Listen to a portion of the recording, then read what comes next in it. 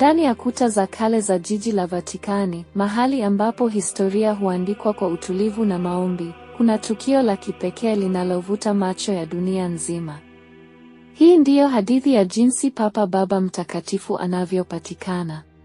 Kila mara Papa anapofariki dunia au anapong'atuka kwa hiari, Kanisa Katoliki linaingia katika kipindi maalum kiitwacho Sede Vacante. Yaani, kiti cha Mtakatifu Petro kiko wazi.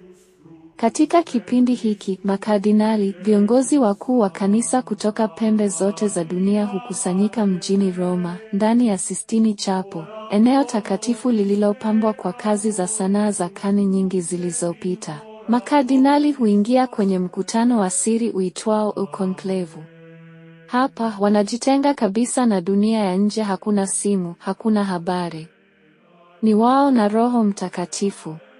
Kwa kutumia kura ya siri, kila kardinali huandika jina la yule anayeamini anaweza kuwa kiongozi mpya wa kanisa.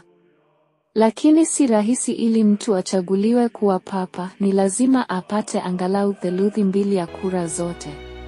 Moshi mweusi unapopanda juu ya paa la Sistine Chapel, dunia hujua bado hakuna papa. Lakini siku moshi mweupe unapopanda, papa mpya hupatikana. Huulizwa swali moja: je, unakubali?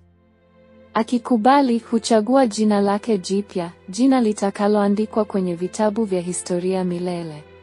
Kisha sauti inasikika kutoka kwenye balkoni ya Basilika ya Mtakatifu Petro: Habemus Papam. Tunaye papa. Umati wa waumini huchemka kwa furaha. Machozi, maombi na baraka za kwanza hutolewa na kiongozi mpya wa kiroho wa mamilioni. Si uchaguzi wa kisiasa bali wa kiroho, mchakato wa utulivu, heshima na imani. Huu ndio urithi wa karne nyingi na hii ndio hadithi ya papa. Na kama kawaida, sisi ni wanakrieti, tunatengeneza historia na urithi.